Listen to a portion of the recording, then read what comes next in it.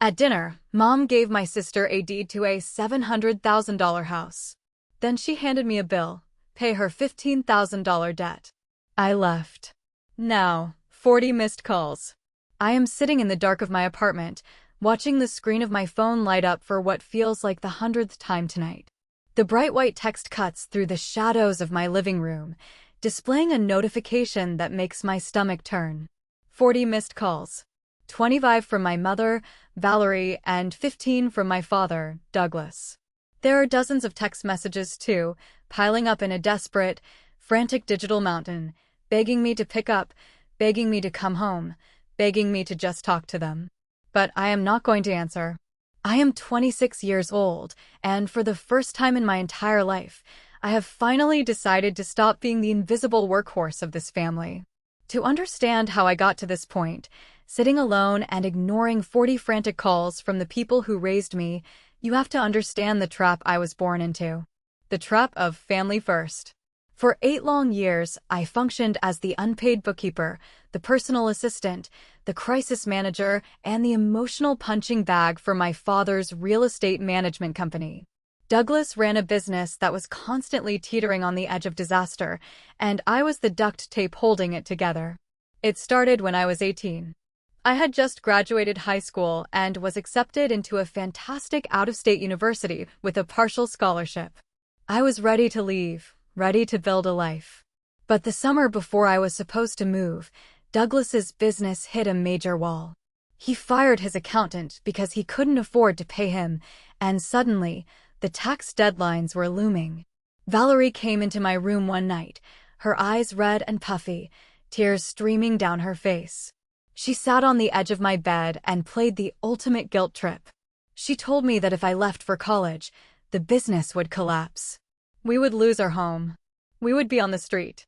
She begged me to stay home, go to community college part-time, and help my father just for a little while until things stabilized. She cried about family loyalty, about how blood is thicker than water, about how we all have to make sacrifices for the greater good. I was young, I was naive, and I loved my parents. So, I gave up my scholarship. I stayed. And that little while turned into 8 grueling years. I taught myself corporate accounting, payroll, and tax preparation. I spent my early 20s buried in spreadsheets, matching invoices, and arguing with vendors on the phone because Douglas was always late on payments. I worked 60-hour weeks for a stipend that barely covered my basic living expenses. I was told to shop at thrift stores to save money for the business, to skip vacations, to put my entire existence on hold. I believed I was saving my family. I believed I was doing the noble right thing. But while I was drowning in Douglas's financial mess, my younger sister was living a completely different reality. My sister, Delaney, is 22 years old, and she is the undisputed golden child of our family. While I was told the business was struggling and we had to pinch pennies, Delaney was somehow living a life of absolute luxury. She went to a highly expensive private university out of state. She never worked a part-time job. She spent her spring breaks flying to tropical islands with her sorority sisters, and she drove a brand new SUV that Douglas leased for her the day she turned 18. Whenever I brought up the blatant double standard, Valerie would immediately shut me down. She would say things like, "Delaney is sensitive, Morgan. She needs a different kind of support than you do. You are the strong one.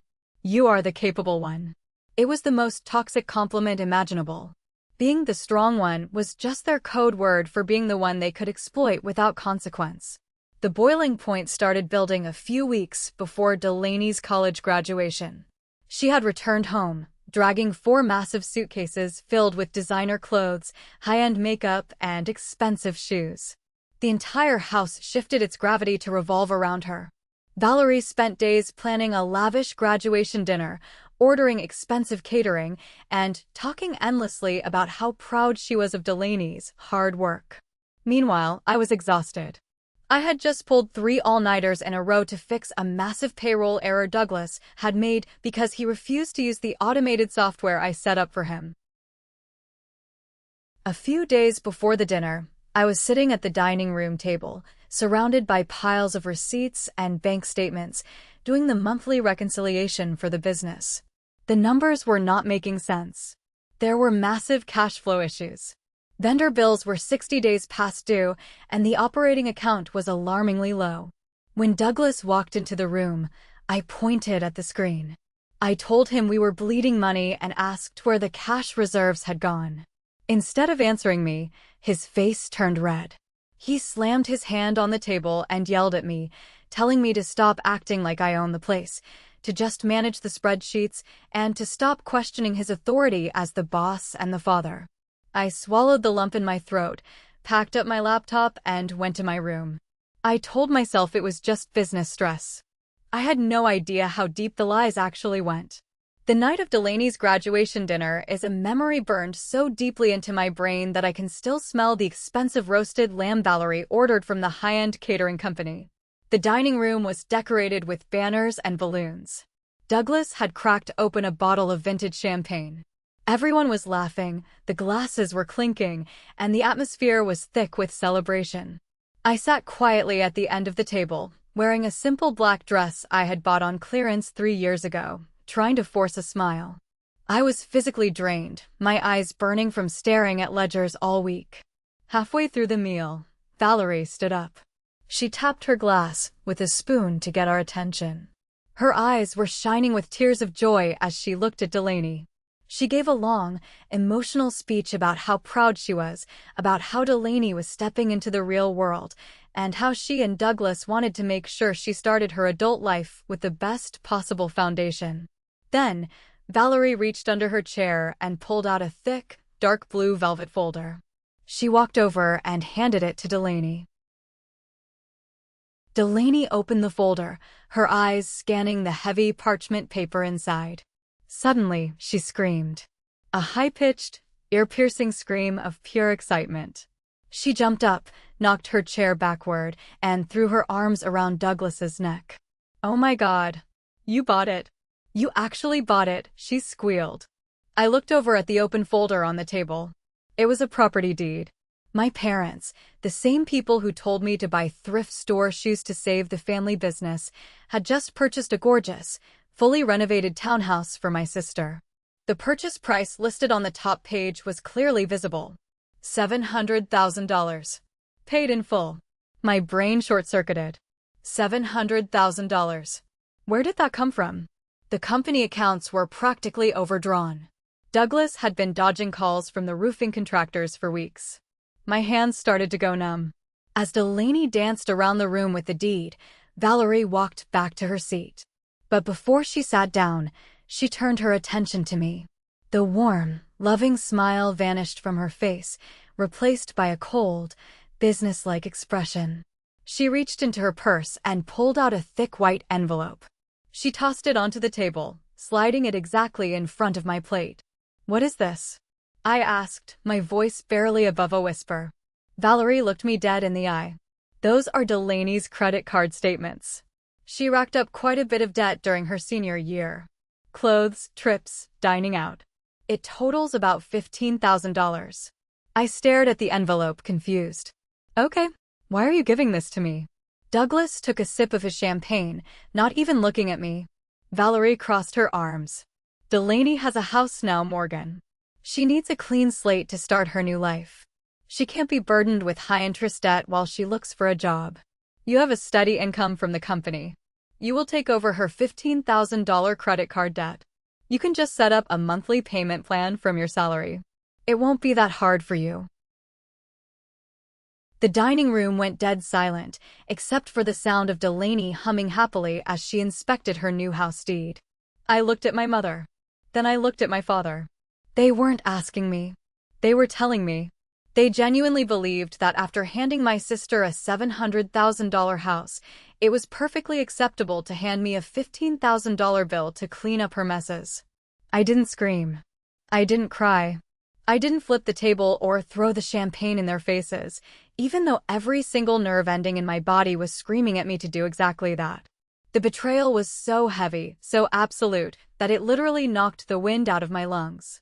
I felt a cold, hard knot form in the center of my chest. In that one crystallized moment, the illusion shattered. I finally saw them for exactly who they were. I wasn't a daughter to them. I wasn't even an employee. I was a financial sponge, designed to absorb the consequences of their favoritism. I looked down at the white envelope. Then I looked at Valerie. I didn't say a single word. I placed my cloth napkin neatly next to my plate. I stood up, the legs of my wooden chair scraping loudly against the hardwood floor. The sound made Douglas flinch. "Morgan, sit down," Douglas snapped, his tone laced with that familiar, demanding authority. "We're having a family dinner." I ignored him. I turned around and walked out of the dining room. I could hear Valerie calling my name, her voice taking on that sharp, irritated edge. I walked straight down the hallway to my bedroom and closed the door. I didn't hesitate. I pulled my largest suitcase from the closet and started throwing things inside. Clothes, shoes, toiletries.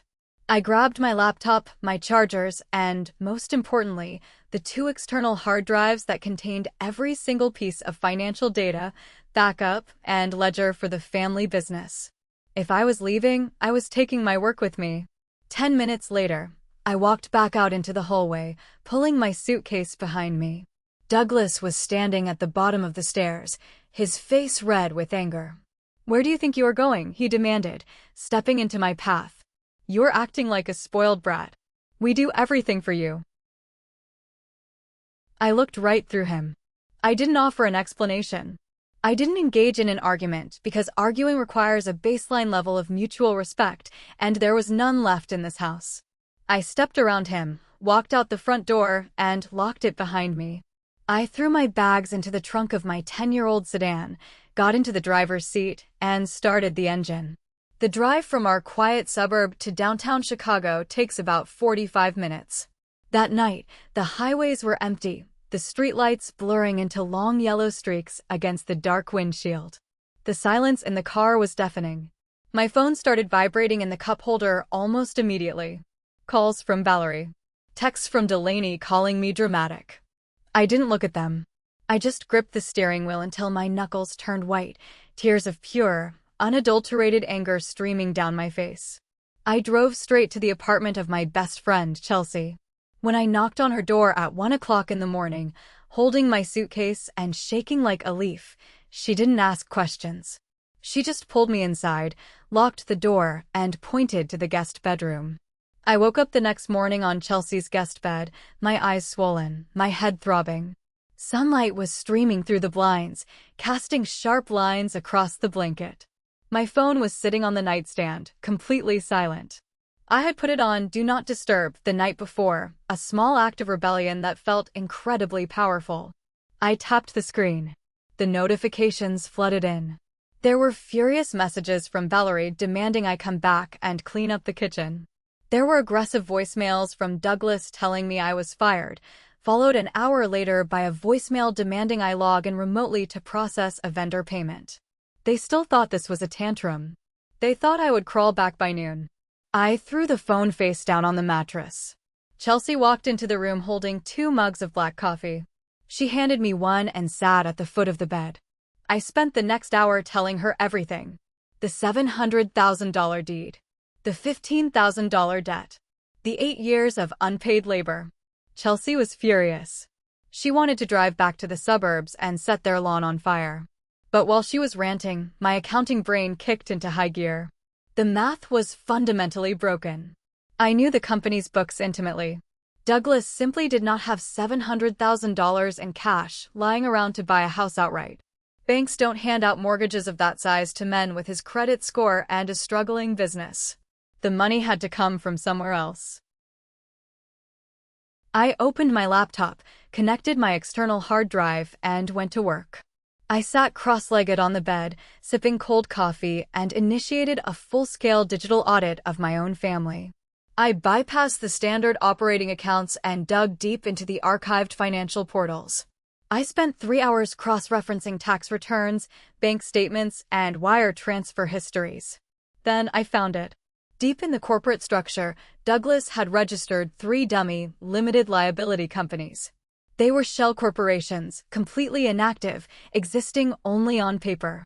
But they had bank accounts attached to them. I cracked the passwords using variations of Delaney's birthday, a classic Douglas move. When the ledger loaded on my screen, my jaw dropped. The accounts were being used as a funnel. Over the past 4 years, massive, irregular sums of money had been wired into these shell accounts and then immediately transferred out into a private, personal checking account that belonged solely to Delaney. I tracked the dates. $50,000 deposited in August, exactly when Delaney's out-of-state tuition was due. $20,000 deposited in March, right before she flew to Europe for spring break. And then a massive, lump sum wire transfer of over $600,000 clearing just 3 weeks ago. The exact timeline for the house purchase. But the most glaring piece of the puzzle was the origin of the money. All of these funds, every single dollar, was being transferred in from an external, third-party account. The routing number belonged to a private wealth management firm in Boston. I stared at the routing number until the digits burned into my vision. I recognized that bank. I had seen that exact letterhead when I was 10 years old, sitting in a leather chair while my late grandfather sorted his paperwork. My grandfather, Calvin, passed away 16 years ago.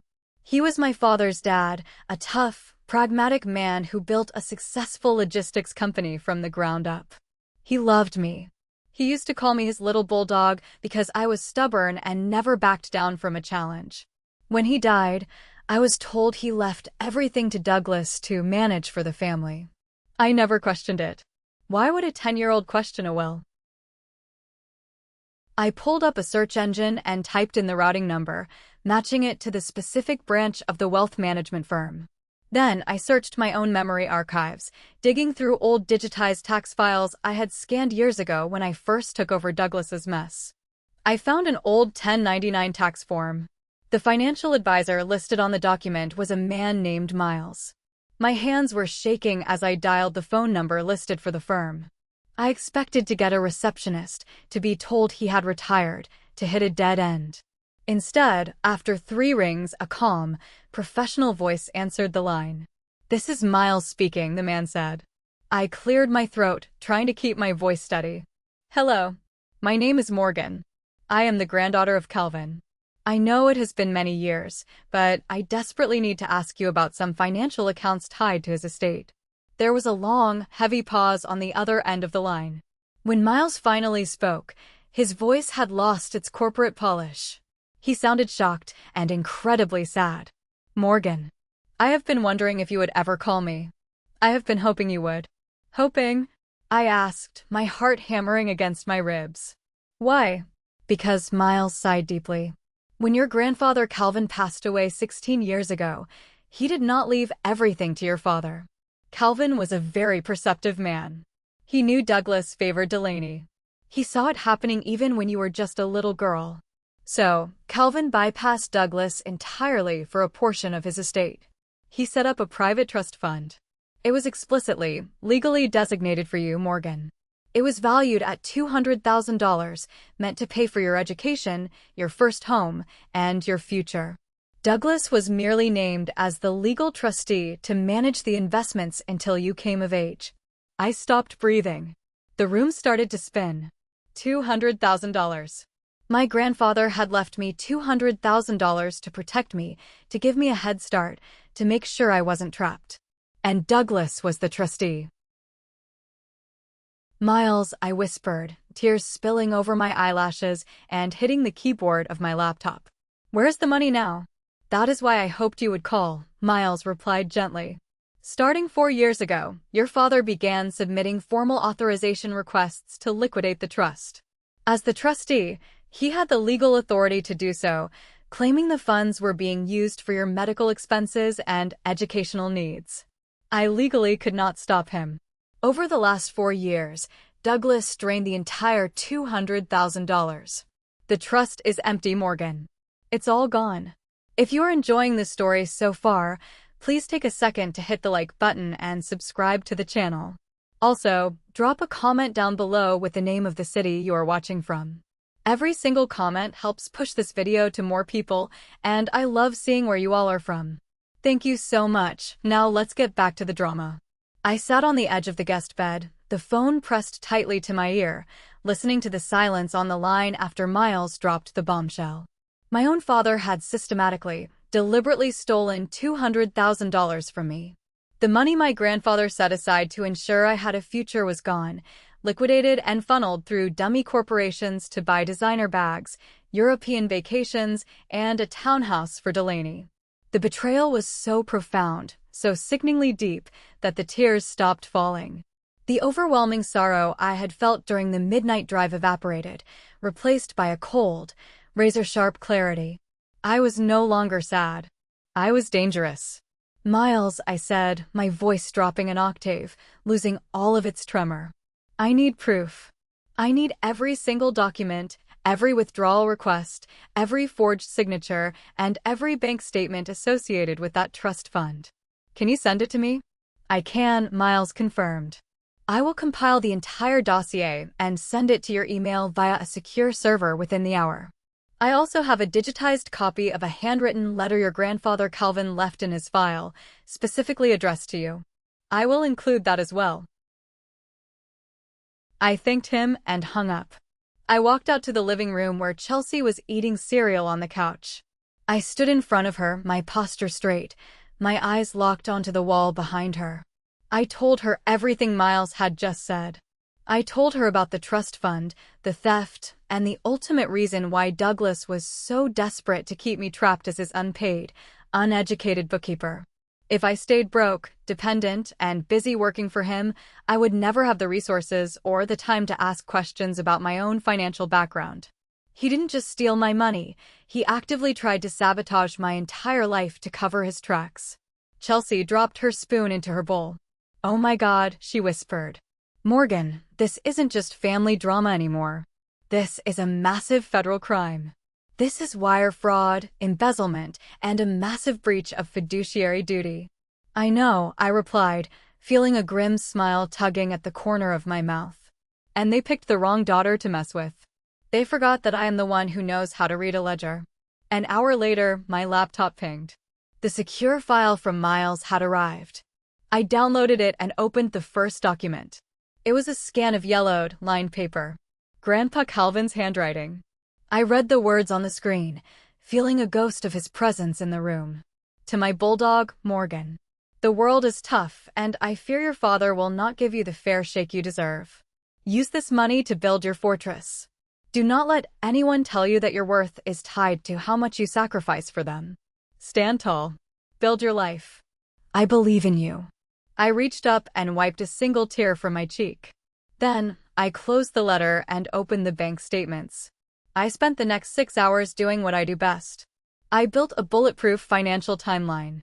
I matched every single withdrawal Douglas made from the trust fund to the exact dates the money appeared in Delaney's personal checking account. I documented the dummy LLCs. I compiled a mountain of undeniable, hard-coded evidence. Douglas thought he was smart, but he was incredibly sloppy. He left a digital paper trail a mile wide, and I had just paved it in neon lights. It was time to go to war. The next morning, Chelsea and I sat at her kitchen island, scrolling through local legal directories. I wasn't looking for a family lawyer who wanted to hold hands and sing Kumbaya.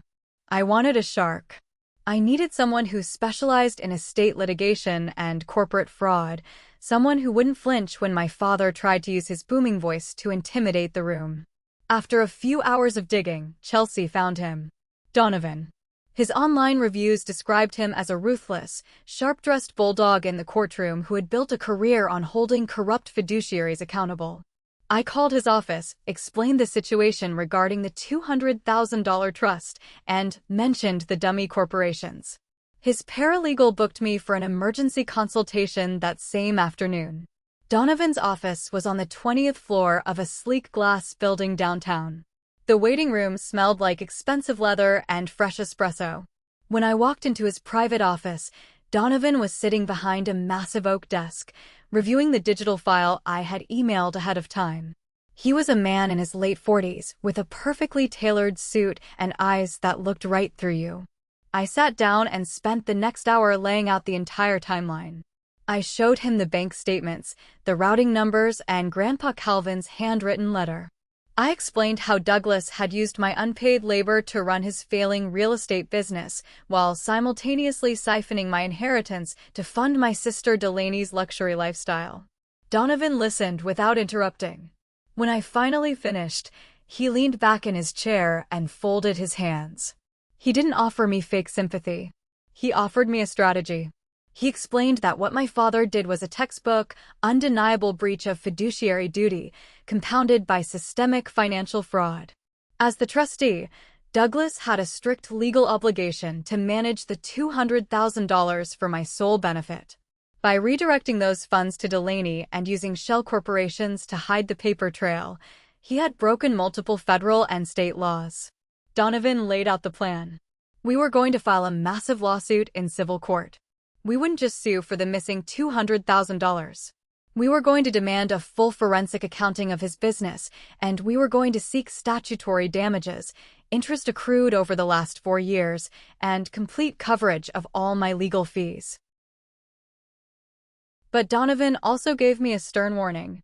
He looked me dead in the eye and told me that lawsuits like this are ugly. He warned me that Douglas would not surrender quietly. My family would try to destroy my character. They would drag my name through the mud, call me ungrateful, and try to use emotional blackmail to make me drop the case. They would try to make me feel like the villain for simply asking for what was legally mine. I looked back at Donovan, thinking about the $15,000 credit card bill Valerie had tossed at me like a piece of garbage. I told him I was ready. I signed the retainer agreement right there on his desk, officially setting the wheels of justice into motion. Filing a lawsuit is not like it looks in the movies. It is not a quick, dramatic sprint. It is an exhausting, slow-moving marathon. While Donovan drafted the complaint and initiated the legal filings, I had to figure out how to survive. I had walked out of my parents' house with 1 suitcase and 0 income. I had spent 8 years working for a stipend that evaporated the moment I drove away. I was living in Chelsea's guest room, eating her groceries, and feeling the crushing weight of starting completely over from zero. I decided to lean into the only skills I had. I knew corporate bookkeeping, I knew tax preparation, and I had a decent eye for graphic design from making marketing brochures for Douglas's properties. I set up profiles on 3 different freelance platforms. The first few weeks were miserable. I was battling massive imposter syndrome, taking incredibly cheap jobs just to build a portfolio. I worked 12-hour days, designing logos for local bakeries and balancing ledgers for small online boutiques. I dealt with rude clients who demanded endless revisions, and there were nights I cried out of sheer frustration, wondering if I had made a massive mistake. But every time I felt like giving up, I would look at the digital copy of Grandpa Calvin's letter saved on my desktop. I was building my fortress, brick by tedious brick.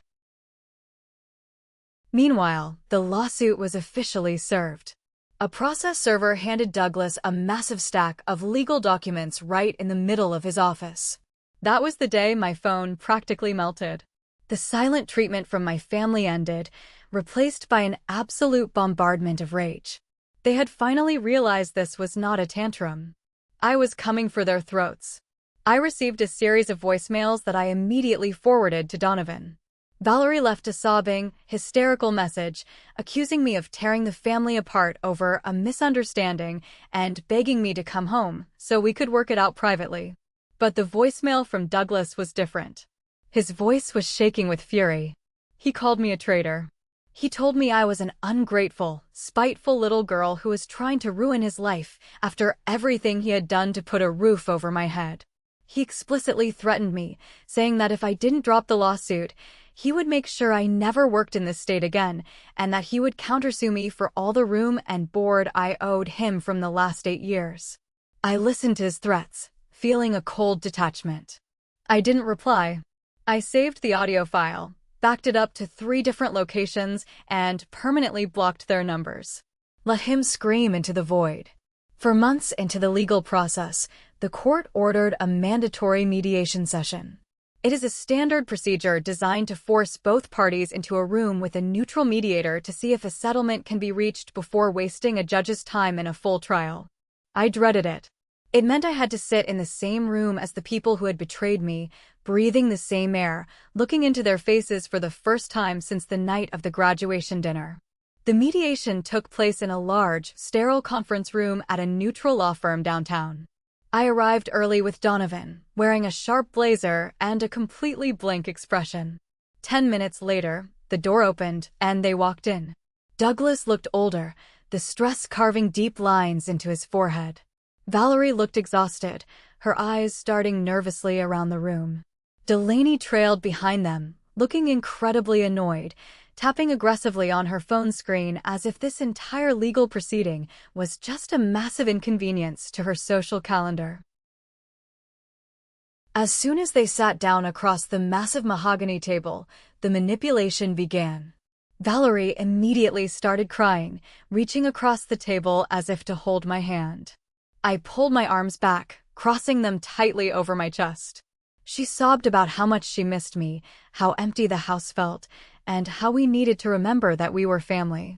Donovan cut her off, professionally but firmly, reminding everyone that we were there to discuss the misappropriation of a $200,000 trust fund, not to hold a family reunion. Douglas's lawyer, a sweaty man who looked severely out of his depth, cleared his throat and made their opening offer.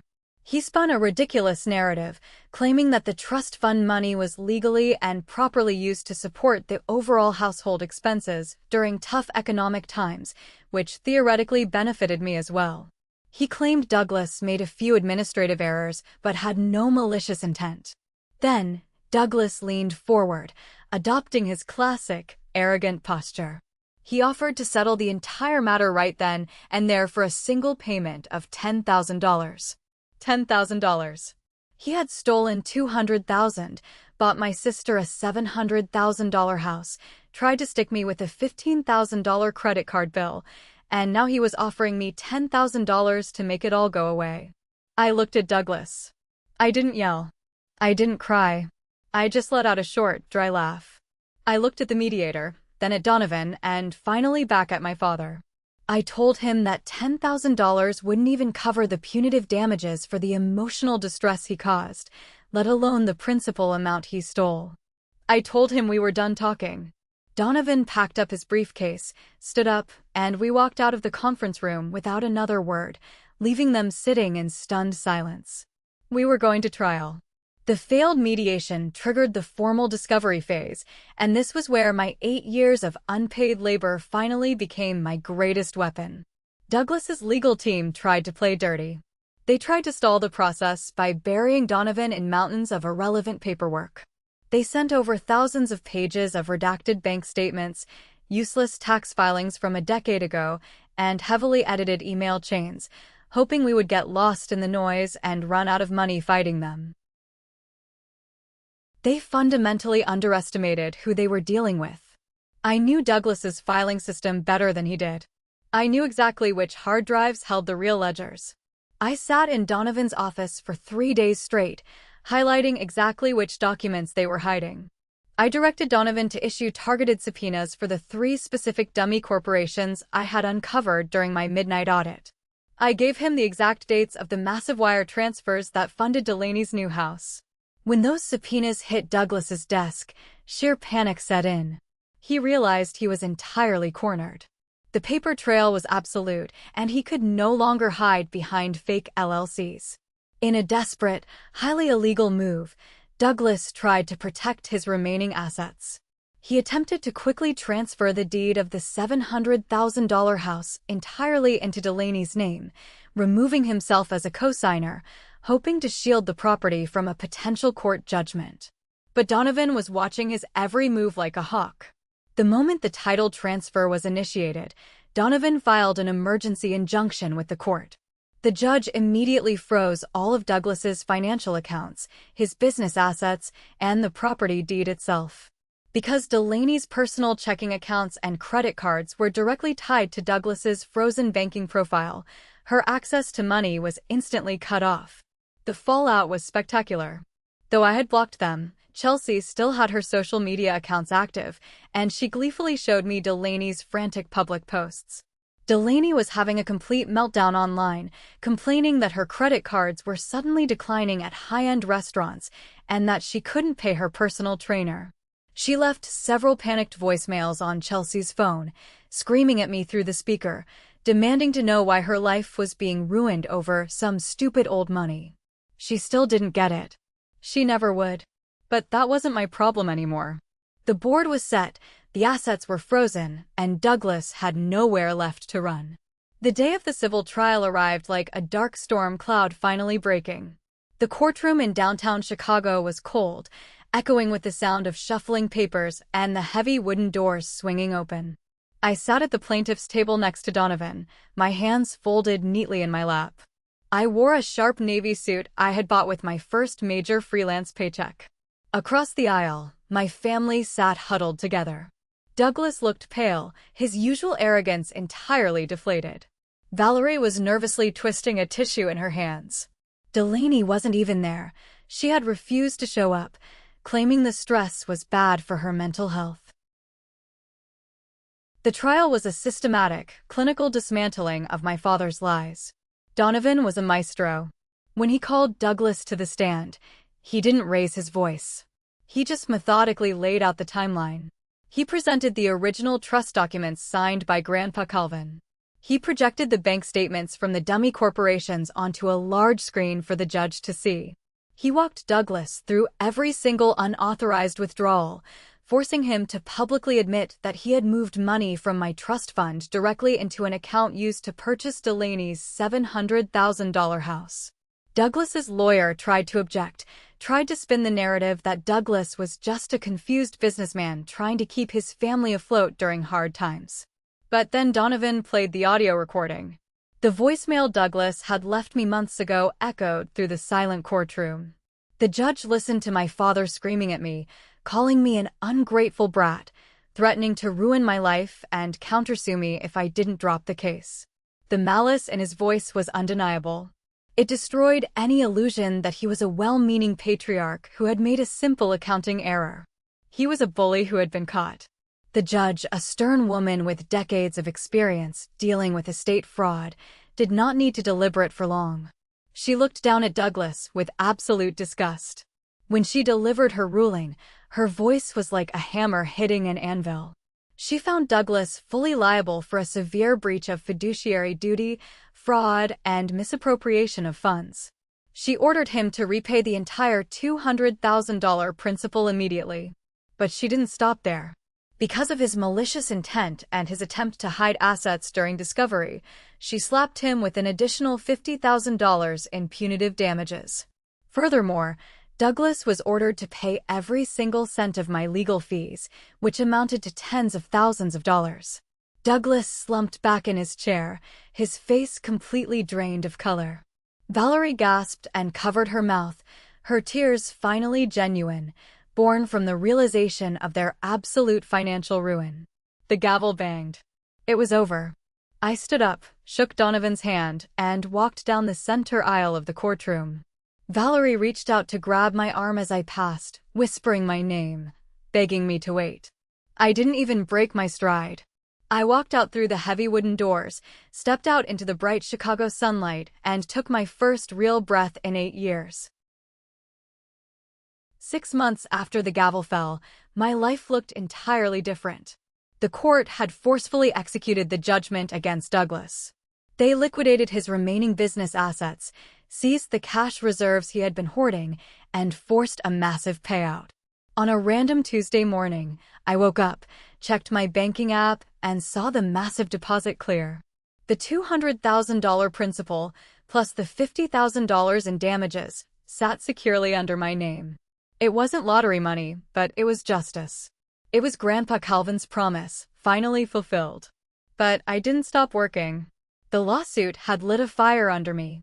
The freelance graphic design and bookkeeping business I had started out of sheer desperation in Chelsea's guest room had steadily grown.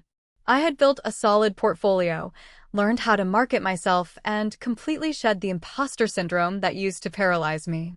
My big break came when I landed a contract with Fiona, a highly successful entrepreneur who owned a chain of boutique fitness studios across the Midwest. Fiona needed a complete corporate rebranding and an overhaul of her chaotic payroll system.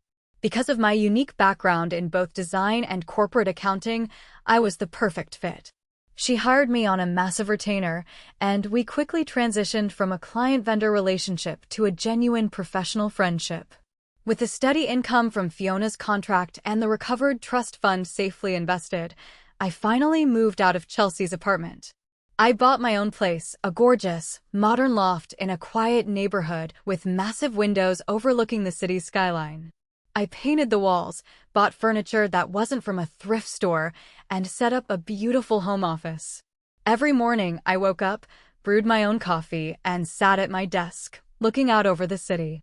I was no longer the invisible workhorse trapped in a suburban nightmare. I was a business owner. I was independent. The profound sense of peace and autonomy I felt was worth more than any amount of money. I had built the fortress Grandpa Calvin wanted for me. While my life was aggressively moving forward, the empire my parents built on a foundation of lies was rapidly collapsing.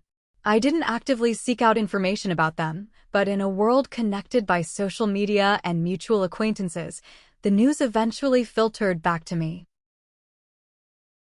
The public lawsuit had completely shattered whatever reputation Douglas had left in the local business community. Vendors refused to work with him, clients pulled their contracts, and his real estate management company officially filed for bankruptcy. He lost his office, his remaining staff, and his pride. But the most spectacular disaster belonged to Delaney. Without Douglas's stolen money funneling into her accounts, reality hit her like a freight train. She was holding the deed to a $700,000 house, but she had absolutely zero concept of what property ownership actually cost. She couldn't afford the massive annual property taxes. She couldn't afford the utility bills, the maintenance, or the homeowners association fees. Because her credit was already destroyed by the $15,000 in credit card debt she had accumulated in college, she couldn't take out any loans to save herself. Within a year, the beautiful, fully renovated townhouse went into foreclosure. The bank seized the property, and Delaney was forced to move back into my parents' cramped suburban home. Valerie, who had spent the last 2 decades playing the role of the comfortable suburban housewife, was forced to get a minimum-wage retail job at a local department store just to help cover Delaney's aggressive debt collectors and keep their own house out of foreclosure. When Chelsea told me about their downfall over drinks one evening, I waited for the guilt to hit me. I waited to feel sad for them, to feel that old, deeply ingrained sense of family obligation tugging at my conscience. But nothing happened. I felt absolutely nothing but closure. They were drowning in the exact financial mess they had created, a mess they had always relied on me to clean up. But I wasn't there anymore. They had to face the consequences of their own financial illiteracy and their own blatant favoritism. Last weekend, I turned 27. To celebrate, I hosted a dinner party at my new loft. The place was filled with the smell of amazing food, soft music, and the loud, echoing laughter of people who actually cared about me. Chelsea was there, pouring wine. Fiona was there, telling hilarious stories about her fitness clients. I looked around my living room, surrounded by friends who had become my chosen family, and I felt a profound sense of gratitude. Right as I was cutting the cake, my phone screen lit up on the kitchen counter. It wasn't a call. It was an email notification. I had blocked their numbers, but occasionally, a message would slip through a new address. I glanced at the screen. The preview line showed it was from Valerie. "Morgan, please. We are losing everything. Delaney is so depressed she won't leave her room. Douglas is sick from the stress. I am so sorry for everything we did. We made a terrible mistake. You have your money back now, please, we are family. We need your help. We are begging you to come home and help us fix this." I stood there for a moment, the glow of the screen reflecting in my eyes. The old Morgan, the 18-year-old girl who gave up her scholarship to save her father's business, would have felt a crushing wave of panic. She would have grabbed her keys, driven to the suburbs, and spent the next week buried in their spreadsheets, trying to save them from themselves. But I am not that girl anymore. I smiled. A genuine, peaceful smile. I didn't feel angry. I didn't feel vindictive. I just felt completely, wonderfully detached. I swiped left on the notification, hit delete, and permanently blocked the new email address. Then, I picked up a slice of cake, walked back out to my living room, and joined the celebration, leaving their drama in the dark where it belonged.